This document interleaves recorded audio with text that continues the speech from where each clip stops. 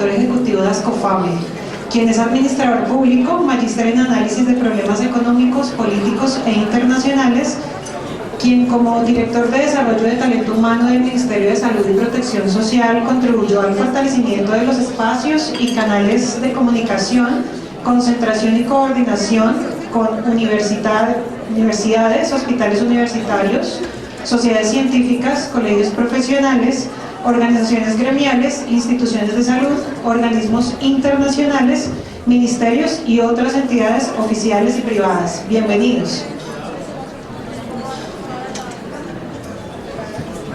Mil gracias, Natalie. Un cordial saludo para quienes aceptaron la invitación a este foro sobre educación médica de la Regional Centro del país. Acá tenemos congregados comunidades académicas y de los hospitales y clínicas que son escenarios de práctica de los programas de medicina de Bogotá y de los departamentos de Boyacá, Huila, Meta y Cundinamarca. Quiero invitar a pasar acá adelante a nuestros panelistas, la doctora Marta Yolanda Ruiz Valdés, gerente de la Subred Suroccidente, empresa social del Estado. La doctora Marta es médica cirujana de la Universidad Nacional de Colombia, especialista en administración hospitalaria, en auditoría y garantía de calidad de la salud, con énfasis en epidemiología. Más de 25 años de experiencia en el sector público, se ha empeñado como asesora y directora de provisión de la Secretaría Distrital de Salud, consultora del Ministerio de Salud, trabajó como jefe de calidad del Hospital Pablo VI Bosa, subgerente científica del Hospital de Fontibón y gerente del Hospital Nazaret, entre muchas otras cosas. Doctora Marta Yolanda, bienvenida. Ahora invito a pasar adelante al doctor Roosevelt Fajardo Gómez, director del eje de educación de la Fundación Santa Fe de Bogotá. El doctor Fajardo es médico cirujano, especialista en cirugía general, estudios de alta gerencia, magíster en administración de empresas, con sólida experiencia en la aplicación de tecnologías de información y comunicación a la educación en salud, habilidades de planeación, organización, pensamiento estratégico, comunicación e innovación y clara orientación al logro. Doctor Fajardo, bienvenido, muchas gracias. Seguimos con el doctor Álvaro Romero Tapia, decano de la Facultad de Medicina de la Universidad de La Sabana y presidente de la Junta Directiva de Ascofame. Es nuestro líder en este evento. El doctor Romero es médico cirujano de la Universidad Militar Nueva Granada, especialista en psiquiatría de la Universidad Nacional de Colombia, con especialización en maestría en bioética de la Universidad de La Sabana y un PDD, un Executive Program del INALDI Business School de la misma universidad. También ha sido docente de la Universidad Nacional y de la Universidad de La Sabana, donde también fue investigador del Departamento de Salud Mental y Psiquiatría. El doctor Julio César Quintero Vieda, lo invito a pasar acá adelante. Es el decano de la Facultad de Salud de la Universidad Surcolombiana, con sede en Neiva. Él es médico de la misma universidad y además abogado, con especializaciones en gerencia, de auditoría de la calidad de salud y en seguridad social, y magíster en salud ocupacional y ambiental. Se ha desempeñado como consultor en el Instituto Nacional de Cancerología, los hospitales de La Samaritana, Santa Clara, Simón Bolívar, La Victoria, y asimismo también ha trabajado para el Ministerio de Salud y la Secretaría de Salud Departamental del Huila. Y finalmente el doctor Andrés Donado, presidente de la Asociación Nacional de Internos y Residentes ANIR de Bogotá. Él es médico residente de cuarto año de Radiología e Imágenes Diagnósticas de la Universidad Nacional de Colombia. Doctor Quintero y doctor Donado, bienvenidos, gracias por aceptar la invitación. Bueno, damos inicio a este panel, un inicio sobre los retos y las dificultades que nos plantea la relación docencia-servicio, los convenios docencia-servicio en la formación del talento humano, particularmente en la formación médica. Quisiera proponerles muy respetuosamente que hagamos como dos reconocimientos. Uno, el tema de docencia-servicio y los convenios, digamos, tiene unos principios, unos valores e incluso una regulación, el decreto 2376 del 2010, donde se plantea que debe estar guiada por unos objetivos comunes de largo plazo entre una universidad, entre un hospital o una IPS, que justamente nos lleva a trabajar de común acuerdo en la formación del talento humano que requiere el país, a través incluso de tener unas estructuras y unas funciones en los hospitales adecuadas para ese ejercicio docente y de una relación armónica que lleve justamente a combinar de manera adecuada la formación de talento humano que se da en los servicios con la necesidad también de prestar unos servicios asistenciales de calidad con énfasis en la seguridad de los pacientes. Pero la otra cosa que también quisiera que reconociéramos es que a pesar de que hay un reconocimiento de esas características de la docencia de servicio, subsisten unas dificultades enormes que justamente de manera continua están saliendo a flote, que por eso hoy justamente tenemos dos actividades relacionadas con docencia servicio, a raíz, digamos, de que el interés que tienen los decanos y por supuesto sus escenarios de práctica en ver cómo superamos esas dificultades actuales.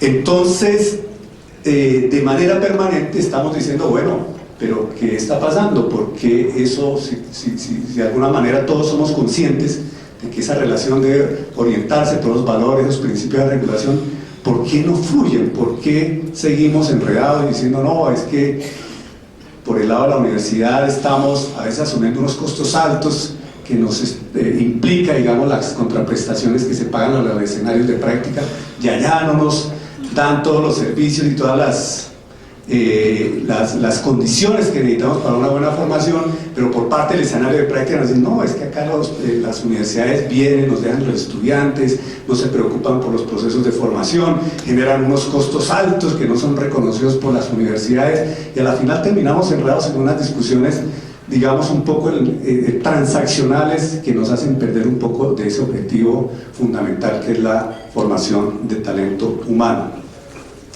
Y quisiera de esta manera arrancar por el doctor Donado, en su calidad ya de médico que pasó por sus prácticas como interno y ahora que está justamente en sus rotaciones de residente. ¿Cómo es la visión que tienen ustedes, los estudiantes y los residentes, de esa relación docencia-servicio, de esos convenios? ¿Qué dificultades ven ustedes? Por favor, seamos francos y concretos, y de pronto, ¿cómo pudiéramos avanzar para la solución? Doctor Donado, bienvenido nuevamente. Muchas gracias, doctor Ortiz, por la invitación. Un saludo a todos los miembros de ASCOFAME y panelistas.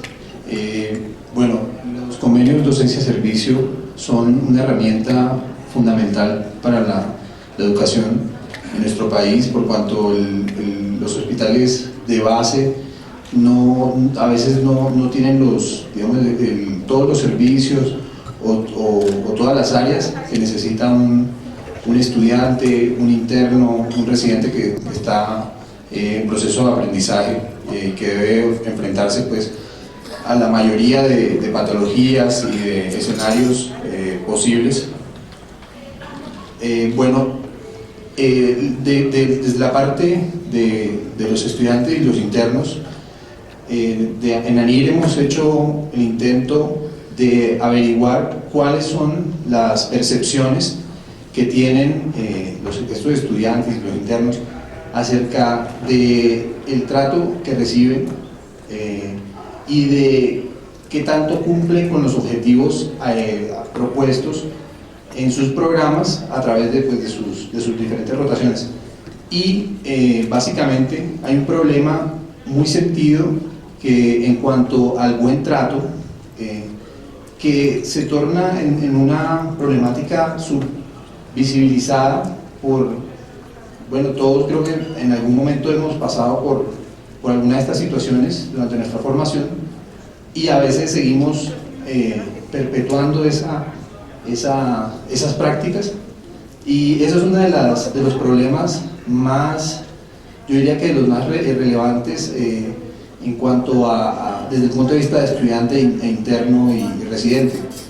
Ver cómo podemos vigilar de una forma más precisa cuáles son las condiciones con las cuales están formándose los médicos, no desde el punto de vista solo académico, de objetivos, sino en el trato humano, que es una esfera que a veces está invisible en la formación, pero es de la más alta relevancia.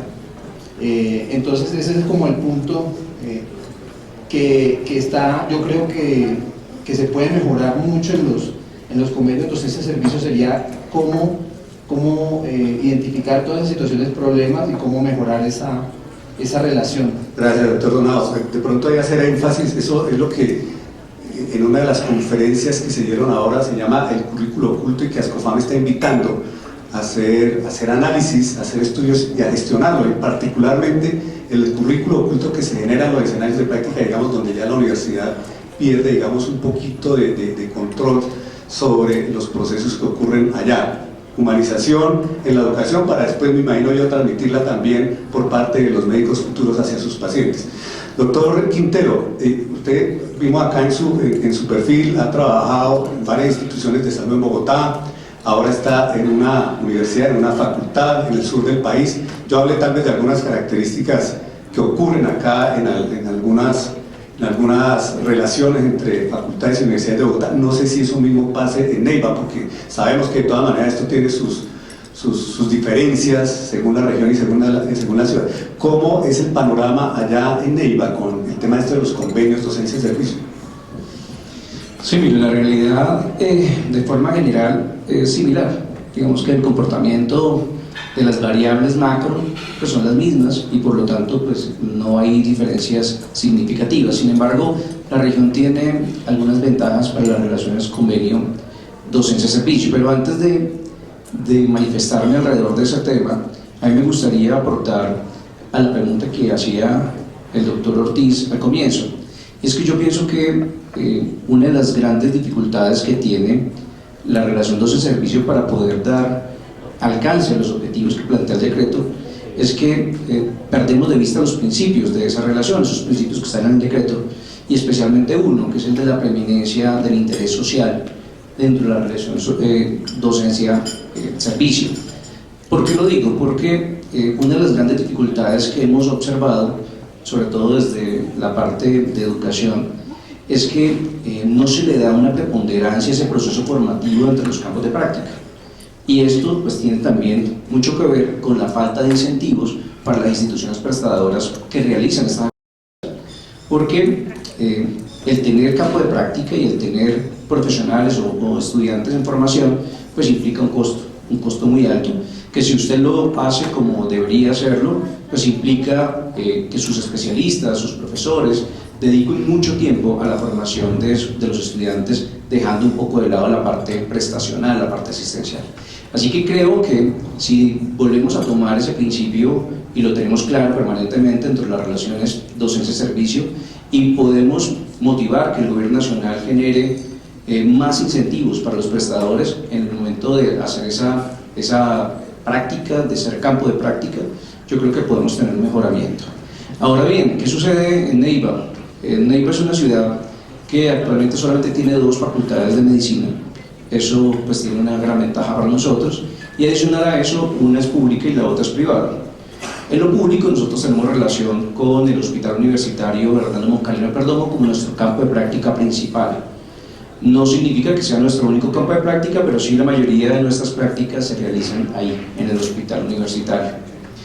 Cuando nació la facultad, prácticamente al mismo tiempo estaban naciendo las empresas sociales del Estado, bueno, los hospitales públicos, posteriormente empresas sociales del Estado, y esto nos permitió dejar desde el mismo momento de la creación de esas empresas sociales del Estado unas prerrogativas a favor de la educación y de la facultad nuestra.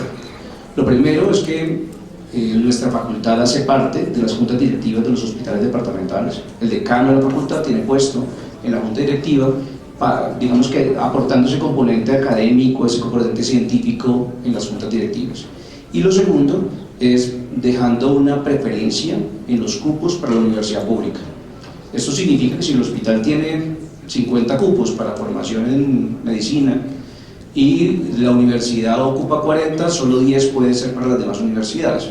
O sea, siempre nosotros vamos a tener esa preferencia en los cupos, y eso es una gran ventaja para nosotros. Entonces, la respuesta a tu pregunta es, nosotros en Neiva tenemos esas prerrogativas, esas facilidades, pero a nivel macro las variables se comportan muy similares. Gracias, doctor Quintero. Quiero pasar ahora aquí a mi derecha para plantearle al doctor Roosevelt Fajardo una pregunta.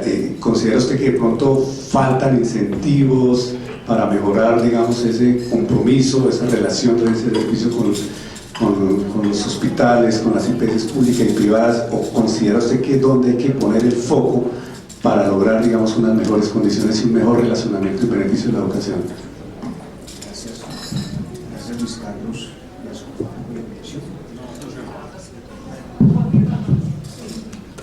Ahí, toca pegado. Muchas gracias por la invitación. Yo quisiera referirme a, leyendo la invitación específica, lo que queríamos referirnos en el panel y contestando la pregunta. Yo creo que hay cosas muy positivas de los avances en la formalización de las relaciones docencia-servicio en cuanto a derechos, deberes, pero creo que nos fuimos al otro lado. Creo que pasamos a una burocratización de las relaciones y eso está dándole flexibilidad y mejor aprovechamiento de los espacios docentes en los pocos hospitales universitarios que hay en el país.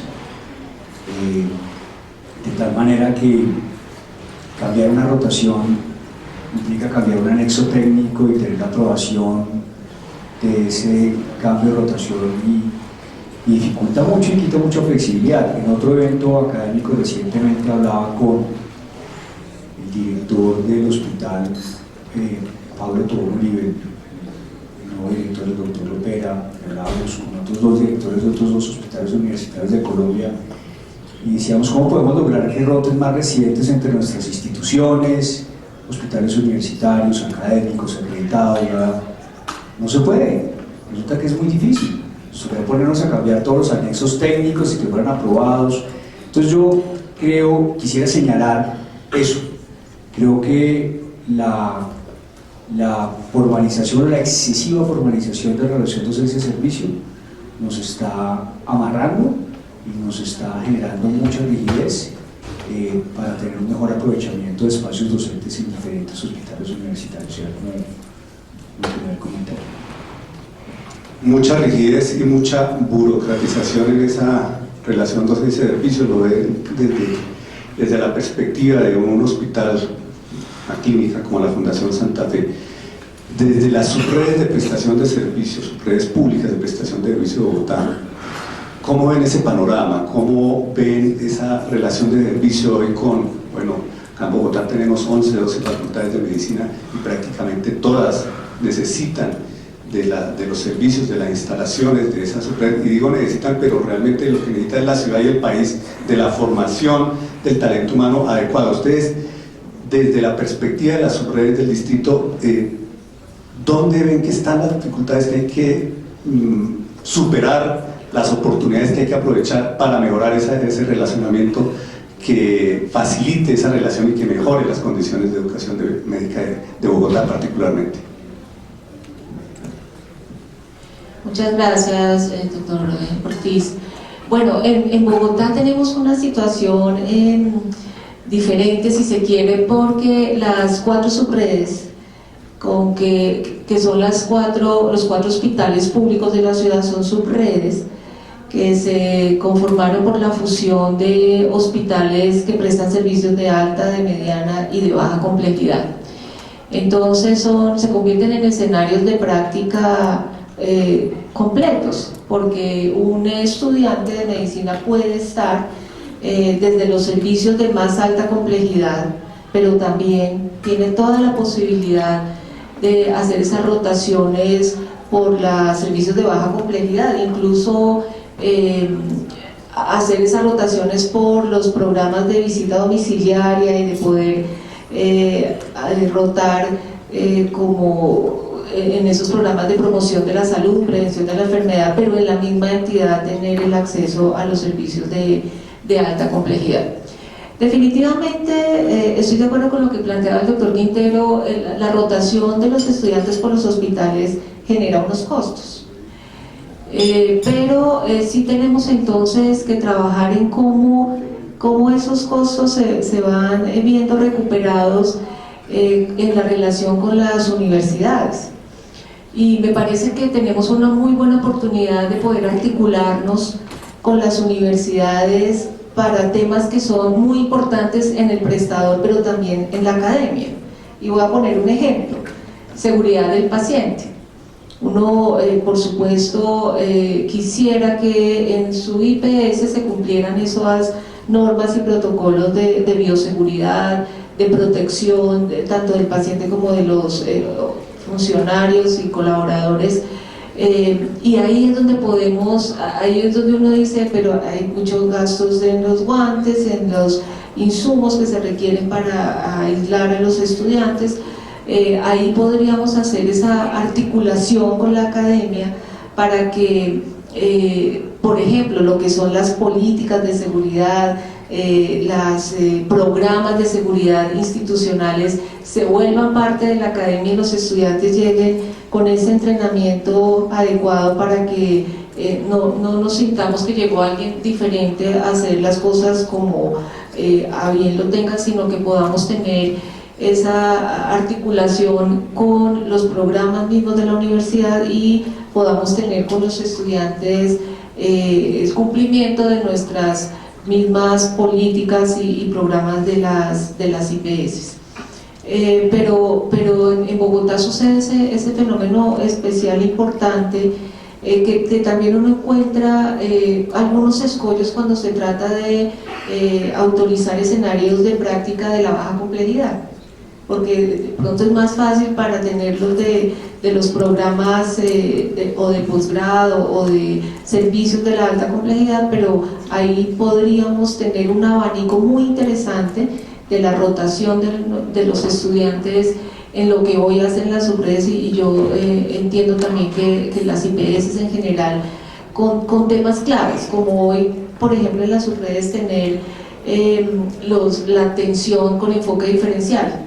Y por ejemplo, en la subred suroccidente tenemos la población indígena, la población rom, que las tenemos ahí como cautivas, y hoy es bastante valioso para un estudiante poder asistir a esos servicios ambulatorios de la baja complejidad, en donde se atiende con ese enfoque de diferencial que por supuesto ayudará mucho en esa formación de los estudiantes. Gracias, doctora Marta Yolanda. Nos habla pues de la integralidad de las subredes. Creo que es algo que se debe reconocer, pero que todavía tal vez falta un poco más de impulso y de promoción, tanto por parte de las facultades como parte de los mismos escenarios de práctica. Doctor Romero, de pronto con su visión un poco panorámica, como presidente de ASCOFAME, como líder también acá de las facultades del centro del país, su opinión sobre dos aspectos específicos: tema de los costos, cómo superar ese tema de las diferencias, de que si es que me cuesta mucho tener un estudiante que rota en mis servicios, un residente, y concentrarnos en eso que propone la norma, y que todos estamos de acuerdo en que, hombre, traemos sobre objetivos comunes unas recomendaciones muy puntuales, y ya más adelante vamos a ver sobre el tema de la integralidad y un uso más profundo, digamos, de baja complejidad, primeros niveles de atención y escenarios comunitarios. Pues muchas gracias, doctor Luis Carlos, y no puedo aprovechar pues mi intervención para agradecerles a todos los asistentes. Tenemos el gusto de contar pues con un público amplio. Agradezco mucho a los decanos de Bogotá, de Huila, de Boyacá, que nos acompañaron pues en la organización de este evento, y a invitados también pues que han aceptado, como la Academia Nacional, sociedades científicas, otros gremios, Secretaría de Salud de Bogotá. Entonces, de antemano, mil gracias a todos, y por supuesto una frase que no quiero que suene populista, pero ASCOFAME somos todos. Esto no es un grupo de decanos, ASCOFAME son ustedes. Entonces, esta discusión es una discusión permanente que invitamos a que sigamos dando. Entonces, de verdad, muchas gracias a todos por asistir. Respecto a las preguntas, yo creo que hay dos cosas que para mí son claras. La primera es que todo tiene un costo y alguien tiene que asumirlo. Es decir, nada en la vida es gratis. De manera que aquí lo fundamental es definir exactamente cuáles son los verdaderos costos por estudiante de entrar a un hospital y realmente poder calcular unas tarifas, ya sea de contraprestación o de cómo se llame, para poder definir cuál es ese valor que realmente, digamos que solventa esos costos, pero que digamos que no entra en esa ya zona de riesgo que utilizaba el doctor Ortiz, el doctor Quintero, se vuelve ya un poco transaccional. Este año hemos recorrido las 7 regiones que componen a SCOFAME y realmente es un común denominador tanto de hospitales como de facultades que no estamos contentos con esa valoración de ese costo. Entonces creo que lo primero es partir de unos costos que ya hay algunas universidades que hemos hecho unos cálculos un poco más aproximados, sin que eso sea tampoco una cosa muy definitiva ni exclusiva ni replicable en todas las instituciones, pero que creo que es un primer paso para entender que sí hay unos costos que se generan, que seguramente las universidades estamos en capacidad y obviamente voluntad de cubrir porque se reconoce ese trabajo sinérgico, primer elemento. Segunda cosa, y perdón que utilice una frase aquí robada del doctor Castellanos, pero siempre me quedó sonando en la cabeza, y es: ser hospital universitario no es una obligación, es una decisión voluntaria. De manera que un hospital, cuando decide ser universitario, tiene que tener una vocación que se ve y se traduce desde su plataforma estratégica.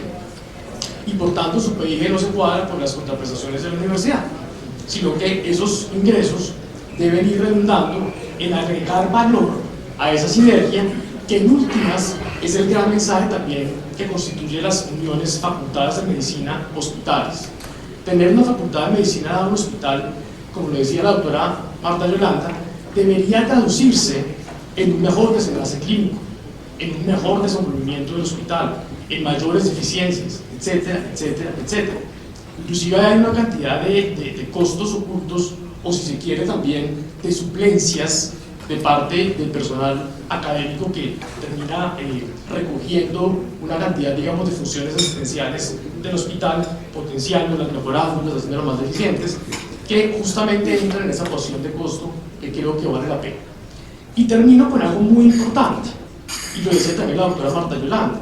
Creo que aquí el punto es cómo también agregamos valor en facultades a los hospitales y viceversa, en esas sinergias en donde cada quien pone lo que el otro no tiene.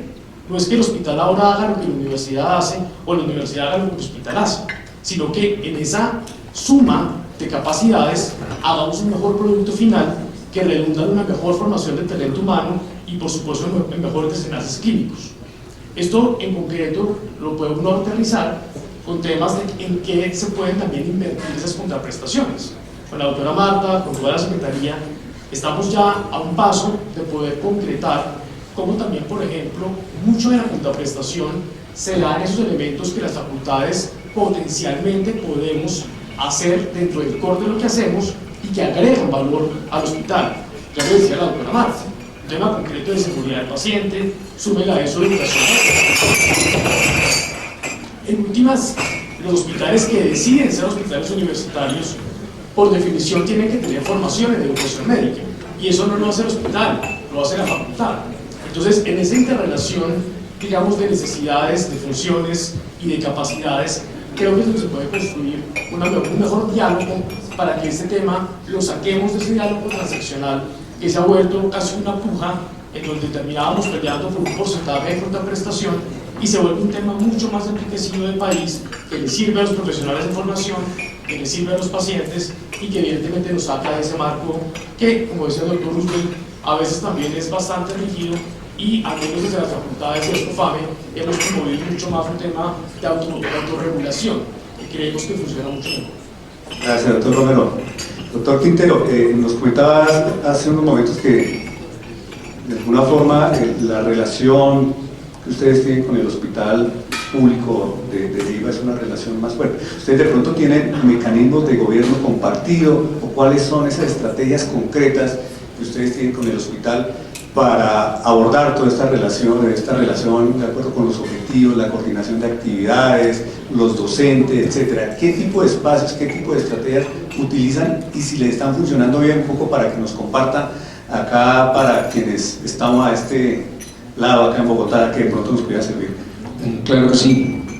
Nosotros con el hospital universitario tenemos un matrimonio indisoluble, tenemos ahí, somos siameses. Eso nos implica no solamente por vocación, sino también por obligatoriedad trabajar en conjunto.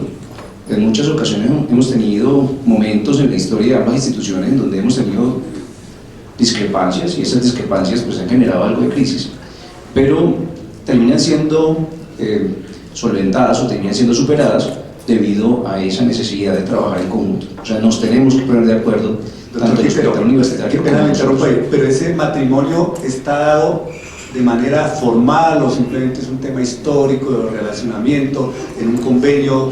Usted hace parte de pronto de las directivas del hospital, las directivas del hospital hacen parte, por ejemplo, el consejo académico de la universidad, de manera concreta, y cuáles son esos espacios para coordinar y para que el matrimonio funcione a pesar de las dificultades. Sí, claro que sí. En el acto administrativo de creación del hospital universitario, el acto administrativo establece que el campo de práctica será de preferencia para la USCO. O sea, es obligatorio que el hospital universitario nos dé preferencia a nuestros estudiantes y si sobran cupos, pues podrá hacer convenios con otras instituciones. Adicional a eso, como lo mencioné hace un rato, el mismo acto administrativo establece la obligatoriedad de tener un cupo en la junta directiva para la universidad. En el gobierno de la universidad no existe una participación del hospital a su interior, sin embargo, pues siempre en esa articulación entre la universidad y el hospital se tienen muy en cuenta pues las posturas y los aportes que nos hace el hospital universitario. Digamos que precisamente lo que te estoy mencionando nos obliga a trabajar y articularnos por vocación y por obligatoriedad. Digamos que eso es como lo que te pudiera contar acerca de ese tema. Gracias. Doctor Donado, nos hablaba hace poco de que una de las preocupaciones que ustedes tienen es el tema del trato, del relacionamiento de quienes hacen las rotaciones en los servicios de los escenarios de práctica, como unas propuestas muy puntuales para que eso mejore tanto para la facultad, para la universidad, como para la IPS. ¿Cómo ven ustedes que puede mejorar cosas muy concretas esa situación que ustedes viven en el día a día en medio de ese matrimonio que nos acaba de decir el doctor Quintero entre universidad y IPS, ustedes como hijos de esa difícil relación matrimonial? Gracias. Bueno, doctor Ortiz, yo considero que uno de los posibles aportes en ese escenario puede ser la constitución de comités definidos para la vigilancia de cómo es el vivir diario de los estudiantes y la relación con los docentes, con los otros, digamos, profesionales de la salud, de enfermería, terapia física, bueno, entre otros.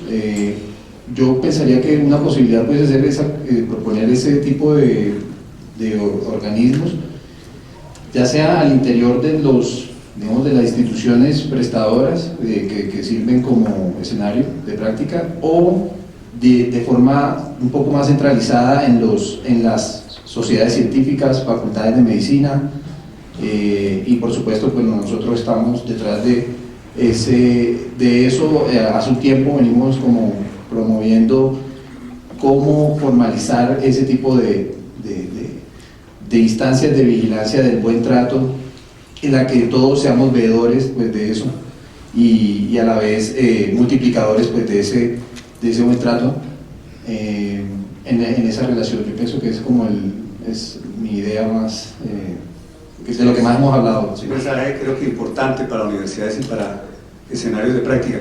Una pregunta muy puntual: ¿qué los marca más a ustedes? ¿El tiempo que pasan, digamos, en la parte académica de sus universidades, de su alma mater, o la experiencia de las rotaciones y de las prácticas que hacen en estos escenarios? Gracias, excelente pregunta. Realmente lo que define a un profesional es la capacidad resolutiva frente a los escenarios pues, de la vida real.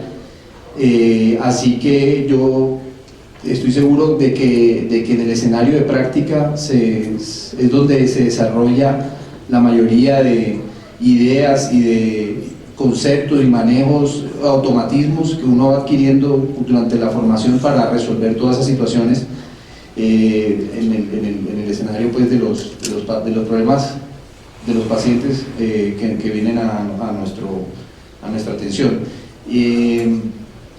Entonces yo siento que se podría en ese caso aumentar inclusive el componente de participación digamos clínico desde los primeros semestres. Inclusive eso es un área buena, yo pienso que interesante explorar, cómo pasar de la clínica, de las ciencias básicas a la clínica de una forma amigable y de una forma práctica.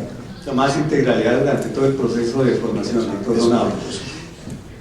Doctor Fajardo, bueno, un hospital universitario como la Fundación Santa Fe de Bogotá, en su relación con las universidades, ¿cómo considera que es más adecuado tener una facultad, digamos, como un socio estratégico único, y que por supuesto para darle cabida a rotaciones de otras facultades, de otras universidades, se haga a través de esa universidad o esa facultad, o considera que es mejor que el escenario de práctica conserve la autonomía y el poder de decisión sobre que puedan entrar otras y sea a través del hospital y no a través de la universidad? ¿Qué piensa usted de esa situación? Hay un artículo clásico que define los tipos de relacionamiento entre los hospitales universitarios y las facultades de medicina, las universidades, se los recomiendo desde Culberson. Yo diría que ninguno es mejor que otro, son diferentes. En el caso nuestro, pues tenemos una alianza muy estrecha con la Universidad de los Andes para la Facultad de Medicina. Acá está la doctora Natalia Mejía, nuestra decana. Y en ese caso, pues tenemos unos espacios de práctica limitados. Y en el caso del pregrado, pues tenemos exclusividad con la Universidad de los Andes para atender de la mejor forma posible a sus estudiantes. Y a veces, con esa exclusividad, realmente no damos abastos en ciertos servicios, en ciertas patologías, lo que nos hace buscar de manera conjunta con la facultad en una muy buena comunicación escenarios complementarios para darles a los estudiantes la mejor formación. Respecto a qué tipo de relacionamiento es mejor, depende. Aquí hay ejemplos, está el doctor Castellanos, la Universidad Javeriana tiene el Hospital San Ignacio. Nosotros somos una institución totalmente independiente de la Universidad de los Andes, con unos objetivos comunes, con una alianza establecida a largo plazo, que no vence el tiempo. Existen las posibilidades de las alianzas con hospitales públicos. De hecho, estamos desarrollando una para el posgrado de cirugía. Entonces yo creo que hay diferentes tipos de relaciones dependiendo de las circunstancias, pero eso están claramente delimitadas dependiendo si el decano de la Facultad de Medicina tiene injerencia en el presupuesto del hospital, si el director del hospital tiene asiento en el consejo de la Facultad de Medicina. Eso está determinado claramente. Digamos, en el caso nuestro, nosotros para nuestro relacionamiento hacemos parte del consejo de la Facultad de Medicina, el director médico y yo como director de educación, y otros profesores, jefes de departamento. La decana tiene asiento en el comité médico ejecutivo del hospital, y vemos que una comunicación permanente, fluida, hace que funcione bien. Entonces hay diferentes tipos de modelos, ninguno es mejor que otro, pues hay unos que ya están establecidos de esa manera y otros no. La Universidad de los Andes no tiene hospital, nosotros no somos universidad y funcionamos así, digamos, en nuestro caso bastante bien. Gracias, doctor Fajardo, y lo digo porque en este momento se está hablando mucho del tema hospital universitario, digamos, como un escenario de práctica excepcional, no digamos excepcional, de condiciones de calidad mucho más exigentes, y por supuesto el distrito también está pensando en acreditar algunas, no sé si hablar de subredes o unidades asistenciales como hospitales universitarios, y por supuesto en esto también han estado presentes las facultades de medicina de Bogotá y otros hospitales universitarios de la ciudad, digamos, como en un proceso como de acompañamiento muy preliminar. Doctora Marta Yolanda, ¿qué visión tienen justamente de esa relación con las facultades? ¿Cómo consideran que estos hospitales universitarios que ustedes están pensando deben tener, digamos, formalizada esa asociación con las facultades? ¿Están pensando una a una, con una facultad fuerte para cada su red, o están pensando que haya varias facultades, digamos, con esa alianza estratégica, o a través de una sola hacer el vínculo con las demás, van a regionalizar? Yo sé que de pronto puede ser prematuro, pero no sé si tenga información que nos permita empezar a orientar el acompañamiento de ese proceso. Bueno, tú lo has dicho bien, doctor Ortiz, y es que hay el interés en la ciudad de Bogotá. Además es una meta del plan de desarrollo de la ciudad tener reconocidos como hospital universitario por lo menos a un hospital de cada una de las subredes. Es decir, estamos trabajando para que mínimo la ciudad de Bogotá tenga 4 hospitales reconocidos como hospitales universitarios, y eso estamos hablando entonces de hospitales dentro de la subred. Y bueno, se ha venido surtiendo esos 2 primeros requisitos que para mí son los más dispendiosos, y es tener habilitado y acreditado el hospital. Eso no se consigue así como aquí cumplo y certifíqueme, no. La acreditación en salud, por supuesto, es uno de los derroteros más complejos para poder cumplir al menos 160 requisitos de calidad superior, y en eso hemos venido trabajando. Pero ha pasado algo muy interesante, y es que con el liderazgo de la Secretaría Distrital de Salud hemos logrado un equipo que se ha venido articulando y arropando los hospitales públicos de las subredes que estamos trabajando para poderlo reconocer, y hemos tenido esas visitas de pares con las universidades y las IPS que hoy tienen experiencia como hospitales universitarios, y te cuento que ha sido una experiencia maravillosa. Hoy, ayer y hoy, nuestros Hospital Tintal y Fontibón recibieron la visita de sus pares, que agradecemos mucho, y hemos aprendido en esas visitas de acompañamiento de los expertos que nos dicen: cójalo por aquí, mire esto es muy importante,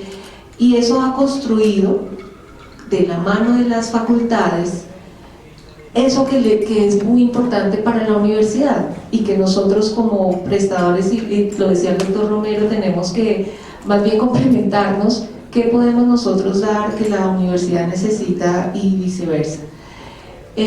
La capacidad que tenemos las subredes de la rotación de estudiantes es amplísima. Yo te puedo decir que la capacidad que tiene la subred suroccidente son más de 750 estudiantes.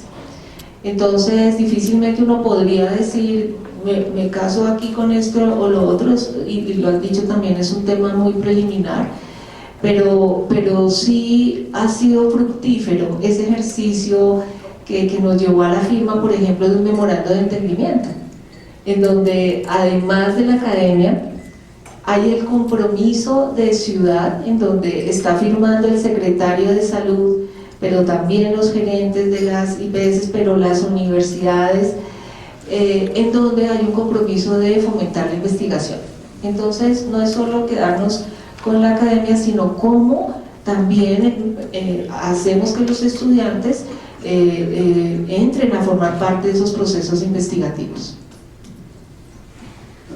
No sé, sin tratar de comprometerla, pero todavía no se ha pensado en ese esquema, digamos, de gobierno, si se va a compartir con las facultades o van solitos los hospitales y más bien los tienen con unos socios, pero unos socios que no hacen parte de ese gobierno. ¿Han pensado en eso? Alguna vez el secretario nos hablaba de una figura que era la regencia educativa. ¿Siguen pensando en la regencia? ¿Y cómo sería esa regencia?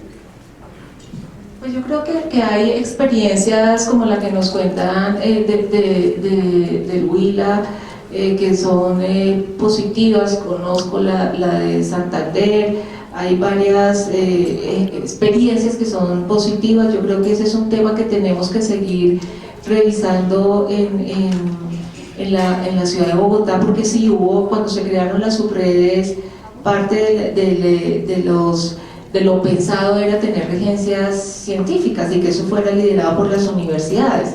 Si bien no es algo que ya pasó, es un tema que seguimos discutiendo y bueno, pues tendremos que mirar de esas experiencias positivas cómo lo podemos traer para la ciudad, pero pues no es un tema que todavía tengamos ya definido. Gracias, doctora Marta de Yolanda. Hoy en Junta Directiva de Ascofame, el doctor Romero se hablaba sobre que los hospitales universitarios deberían tener un espíritu académico y que, digamos, eso probablemente es uno de los factores que todavía no se ven en la totalidad de las IPS que se han certificado como hospitales universitarios. ¿Qué nos puede contar de ese espíritu académico y cómo la Facultad de Medicina o las facultades de medicina pueden justamente contribuir a lograr ese objetivo, el espíritu académico de los hospitales universitarios? Yo creo que básicamente con elementos concretos voy a mencionar, seguramente que hay muchos más, pero voy a mencionar varios concretos. Número uno, ya lo mencioné, plataformas estratégicas que realmente se orientan a los hospitales universitarios. Es decir, eso no es simplemente levantar la mano y decir Hospital Universitario Álvaro Romero, porque sí, como profesor, sino que tiene una serie de características que desde la creación también de la acreditación como hospital universitario se tienen bien delimitadas, y creo que con todas las críticas que puede tener, bueno, malo, regular, por mejorar, lo que sea, pero ya tiene un marco de entendimiento común que todos reconocemos y que todos tenemos, digamos, al menos presente cuáles son esos elementos. Número uno. Número dos, formación. El espíritu académico de un hospital, al igual que de cualquier entidad, se da en la formación de sus profesionales. La educación médica cambió, y hace 30 años o 40 años uno se graduaba, o ni siquiera hace 20 años, uno se graduaba especialista y el día siguiente le decían profe, y se quedaba con el profe, y por experiencia pues se volvió uno más profe. Ahora creo que ya todo lo tenemos súper claro, y no en vano estos espacios han sido naturales a ese cambio, y es que ya hay unas formaciones concretas, unas disciplinas y ciencias muy bien desarrolladas en la educación médica, que supone que la formación de talento humano en salud tiene una serie de requerimientos científicos, técnicos bien definidos, demostrados por la evidencia también, y que evidentemente deberían ser estandarizados para realmente hablar de responsabilidad al momento de capacitar a esas personas, de formarlas y poder dar un muy buen producto, digamos, a la sociedad como médicos capaces, éticos, etcétera, etcétera. Entonces, creo que la formación de las personas de los hospitales son muy importantes. Y la tercera, yo creo que en ese matrimonio facultades-hospitales, los temas curriculares deben ser mucho más llevados al hospital. ¿Qué quiero decir con eso? El problema es que yo me rompo la cabeza, y todos los decanos con los directores del programa nos rompemos la cabeza con todos los equipos académicos haciendo reformas curriculares, tratando de incorporar las recomendaciones de Ascofame, tratando de meter las recomendaciones de los BIMI Guides, de EIPI, de aquí, de allá, y configuramos documentos y programas muy bien desarrollados que curricularmente lucen muy poderosos. Pero eso se acaba el día que yo lo llevo a un hospital y simplemente yo como profesor tengo un estudiante de cada universidad y les digo, aquí no hay ningún currículo, el currículo es mío, en mi experiencia se aprende así. Se acabó la discusión. Eso creo que no pasa en ningún lado. Entonces, claro, creo que cuando hablamos de espíritu académico, más que un intangible, son elementos concretos que, insisto, y para mi opinión, el pivote y articulador mayor para las dos cosas es la formación. Hay artículos extensos desde el año 2000 donde se ha demostrado cómo la formación en educación médica en las facultades y hospitales genera revoluciones. Ese clásico artículo Revolutions lo que nos dice es que se inserta personas con esa mirada y empieza a generar esa revolución allá adentro, que la gente empieza a pedir pista para formarse, se engolosina con esto, ¿no? Yo he visto en la Facultad de Medicina cómo esto es un tema como adictivo, ¿no? Entonces la gente empieza a hablar de educación médica y se empieza a engolosinar con esto, y tengo profesores que siendo especialistas o subespecialistas les pregunta ahora a uno, ¿y usted qué profesión tiene? Le dice, no, yo no soy neurólogo, soy educador médico. ¿Sí? Entonces, hay un tema muy interesante porque creo que ahí puede haber un pivote que, termino, es muy práctico, porque creo que sobre el eje que podemos trabajar hospitales, redes, universidades, y que podemos aterrizarlo de manera muy concreta sin empezar a pensar en cosas muy diferentes. Gracias, doctor Romero. Voy a hacerle una pregunta al doctor Quintero para el caso de Neiva, de Huila, pero también para que ustedes la vayan pensando para el caso de Bogotá. Particularmente acá, muchas facultades sufren, entre comillas, mucho para conseguir buenos escenarios de práctica, para garantizar todas las rotaciones que se deben hacer para el desarrollo de las competencias y el perfil completo del médico. Eso pasa allá en Neiva, en el Huila, hay espacio, digamos, para otra facultad, incluso, como esta es la situación, muy rápido, por favor. Sí, eso pasa en todo el país, o sea, nosotros no somos ajenos a esa realidad. Cuando uno piensa en campos de práctica y piensa en el perfil de egreso, tanto de los estudiantes en pregrado como en posgrado, ve la necesidad de tener campos de práctica con diferentes características, y obviamente el hospital universitario pues no es suficiente. Nosotros tenemos asegurado el campo de práctica en el hospital universitario, que es un excelente campo de práctica, pero cuando vamos a pensar en otros escenarios tenemos las mismas dificultades que tienen todas las demás universidades.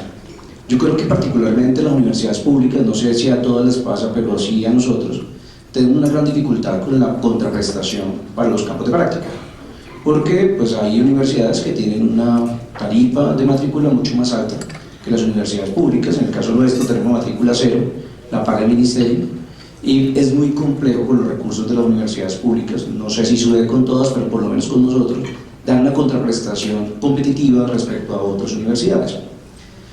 Ahora bien, si usted le suma que la 1917 establece que el pago no puede ser en dinero, sino que tiene que ser en especies, en el sector público se vuelve mucho más complejo, porque tenemos que hacer una cantidad de estructuras administrativas para poder comprar algo, meterlo en nuestro inventario y luego entregarlo en donación o en... Bueno, Doctor Quintero, pero digamos, el tema ahí no sería de capacidad de la red de prestación de servicios para recibir los estudiantes sin tema de contraprestación. Sí, e incluso le planteo nuevamente la pregunta, allá en Neiva cabría una nueva facultad de medicina considerando la capacidad de los escenarios de práctica. Permíteme terminar la idea y ya te doy la respuesta a tu pregunta. Entonces vemos con conflicto esa contraprestación. Nosotros creemos que esa contraprestación debería obviarse para que dejemos de hablar de ese acuerdo transaccional que existe entre universidades y hospitales o instituciones de campo de práctica. De esa manera nos podríamos concentrar en esos principios que mencioné al comienzo. Ahora bien, con el tema de si en la ciudad de Neiva o en la región surcolombiana hay campo para más universidades, pues no tengo datos exactos, no tengo datos, digamos, como de profundos para decirte que sí o que no. Yo creo que en este país se requieren, conforme a las estadísticas que el mismo ministerio ha socializado en estos días con el modelo preventivo y predictivo, se requieren más médicos, más enfermeras, más auxiliares de enfermería. Inclusive ahora en la capacitación que nos estaban compartiendo era claro, el hospital de la Universidad de los Andes, es claro que se requiere más formación. Así que yo creo que nuestros hospitales, no solamente el hospital universitario, sino también el hospital de Pitalito, el de Garzón, La Plata, en lo público, pero también grupos económicos que han venido desarrollando una infraestructura hospitalaria en lo privado, nos permitirían tener más cupos. Doctor Fajardo, ¿cómo es la situación? Por favor, muy corto. Sí, que pena, muy cortico. Yo creo que el punto que toca el doctor Quintero es muy importante, y es un tema que creo que como Ascofam al menos hemos venido tratando de apoyar en las reuniones que hemos tenido con los ministerios, particularmente de salud, y que viene con algo que llamamos abogacía y articulación como funciones de Ascofam. Esa es una pregunta que yo creo que la respuesta no la tenemos clara. ¿Hay muchos médicos o poquitos médicos? ¿O es que están distribuidos mal? ¿O es que hay poquitos especialistas o muchas facultades o poquitas facultades?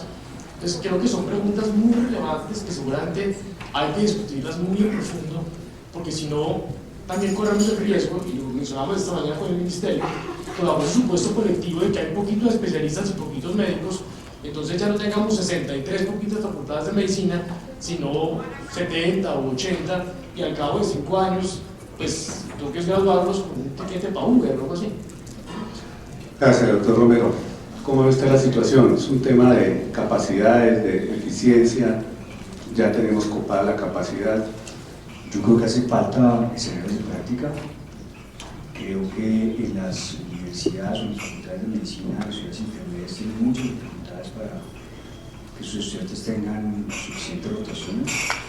De hecho, pues, Subcolombiana tiene muchas rotaciones en Bogotá, en las facultades particularmente en diferentes posgrados, en diferentes ciudades intermedias de Colombia tienen que venir a Bogotá a buscar complementar sus escenarios de práctica. Si hace falta, lo decía en la primera intervención, si hace falta escenarios de práctica y esa rigurosidad que nos está digamos, implicando tener los anexos técnicos, etcétera, etcétera, nos quita flexibilidad para poder buscar diferentes escenarios. Ahí tenemos algo para solucionar. Solo quisiera mencionar una cosa adicional que no lo hemos dicho, y es que creo que en los hospitales universitarios nos falta hacer más investigación en educación médica, porque si bien tenemos una oportunidad gigantesca en formarnos en educación médica, pues eso es un camino todavía que nos toca recorrer. En muchos de los hospitales ya no sé clínicos, ya se formalizó muchísimo y tenemos que avanzar en eso.